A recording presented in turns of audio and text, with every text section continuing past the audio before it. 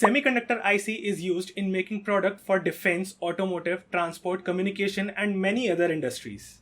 A semiconductor can conduct electricity and heat, powering products like computers, cell phones, and LED lights. It is used to make silicon chips an important component of every modern technology. There are two main categories in the semiconductor industry: VLSI and embedded systems. VLSI involves creating chips with thousands or millions of transistors used in processors or sensors.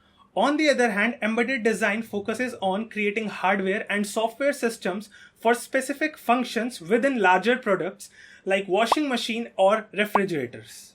Now, if we talk about career opportunities in VLSI and embedded systems, we have seen that if 10 lakh students are applying for engineering, 6 to 7 lakh students choose computer science, and from the remaining 3-4 lakh students, 90% of them take job as software engineer in non-core companies. The reason is these students are not aware that opportunities in electronics, especially in VLSI and hardware, are vast and promising.